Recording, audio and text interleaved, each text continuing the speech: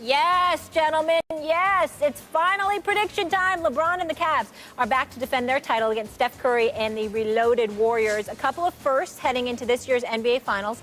It's the first Finals trilogy, and also the Warriors are the first team to enter the Finals 12-0. Max, you're on the hot seat first. Who wins and in how many games? First Finals trilogy and first Finals rubber match. You can have a trilogy and one team won the first two, but they split the first two. Yes. I like the Warriors to win the championship this year. I like them to do it in under 7 games. If I was just merely analyzing the teams without, you know, the LeBron James kind of X factor or it factor, I'd take the Warriors in 5. But I think LeBron can get him to a game 6. I think that's about it. And I like the Warriors to close out the Cavs in Cleveland in Game 6. Well, first things first, let's put stuff out on Front Street. Okay. For the public out there, don't listen to me.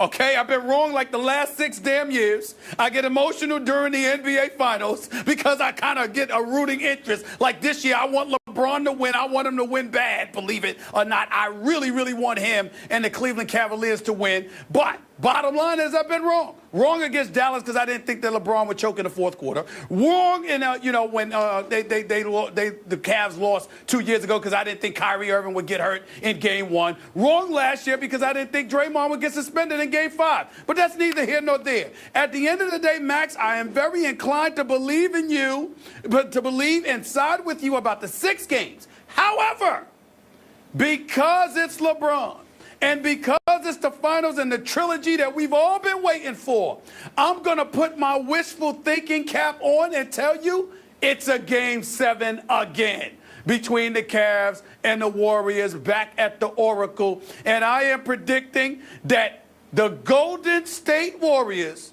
will hold on and knock off the Cleveland Cavaliers in a Game 7. I'm quite sure LeBron and them are very, very happy because every time I pick against him, he wins. But that's where I'm going. I'm going with the Warriors to win this in 7 games.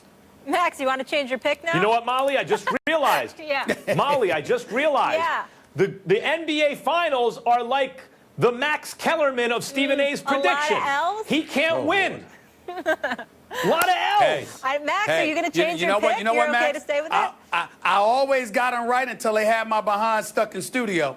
You understand? It got me away from those players. I'm stuck in studio all the time. If I was out, if I was on the scene all the time, it would be a little bit different covering them during the regular season. But that's you know what else it tells there. you? You know what else it tells you? We've had some great finals matchups in recent years. It also tells you that. In recent years, we've gotten to this Clash of the Titans finals. Never quite like this, but we've had some great matchups where the outcome was in doubt. All right. I'm glad we have them on the record. We have the tape. So let's keep it moving, gentlemen. By the way, I'm going Warriors in 5.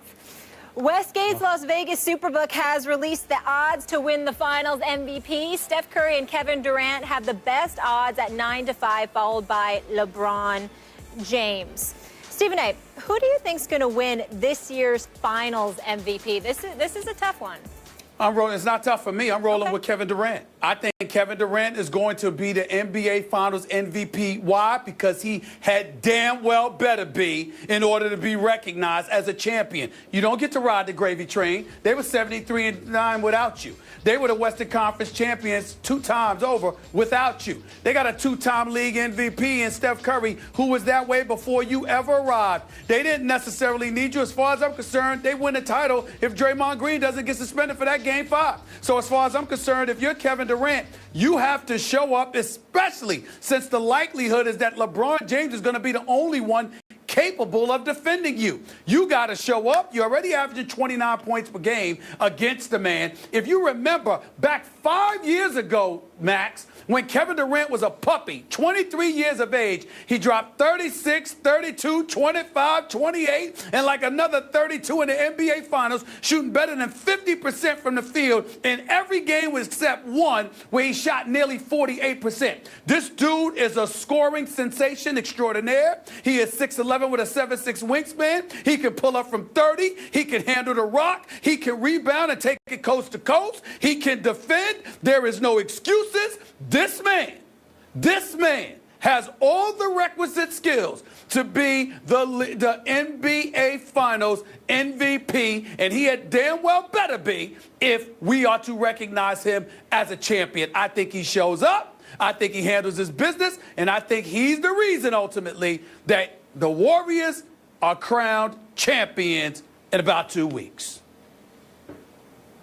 Look, I think Steph Curry is the most important player on the team. I don't expect Klay Thompson to be cold all throughout the playoffs, basically, and that will include the finals. I just don't expect it.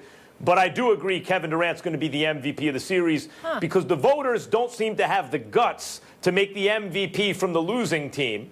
I mean, if they had any guts at all, they would have given the MVP to LeBron James 2 years ago when he was clearly and by so much better than almost anyone who'd ever played in any finals, let alone anyone from the winning team that year, that it was absurd to give that MVP, as good as Iguodala was, to Iguodala over LeBron, and yet they did it. So that shows you MVP is always going to come from the winning team. In modern basketball, almost always has anyway. Maybe did Wilt get it one time on the losing team? Maybe Jerry West did. It was Jerry West, I believe, who got it once on the losing team. Right? But it's going to come from the winning team. I believe the Warriors are going to win.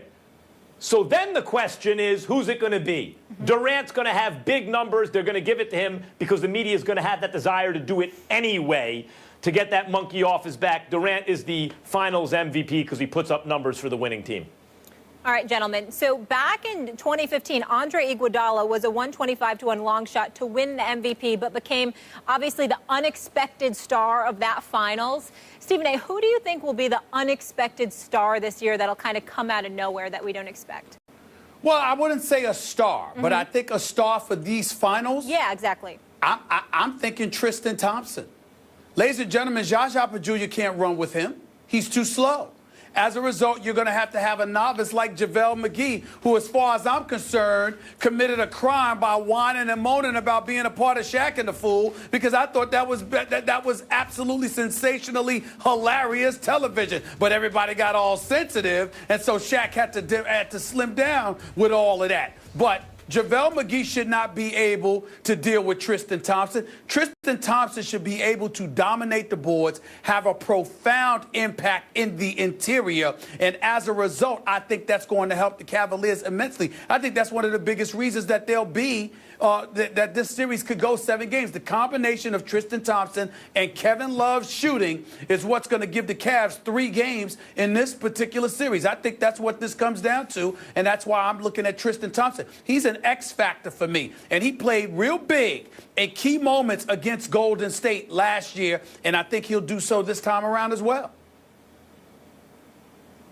Yep, it is Tristan Thompson as the unexpected hero should the Cavs extend the series. I think mainly because he offsets Draymond to an extent. I think that's the key there, especially his work on the boards. But that guy is unlikely. The guy we're talking about after the series, once again, is unlikely to come from the losing team. More likely to come from the winning team. Stephen A., JaVale McGee. Like, JaVale McGee is going to have a lot of easy rolling to the basket.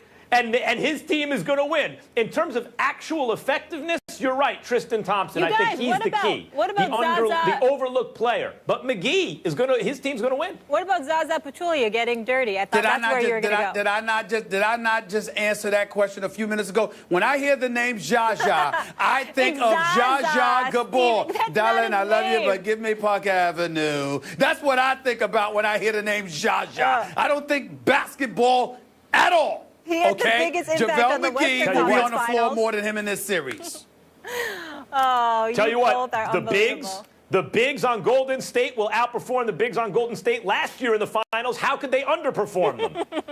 All right, gentlemen, good stuff. And now we're going to close out the show with Mr. Smith. Stephen A., your final take on the one and only Kevin Durant.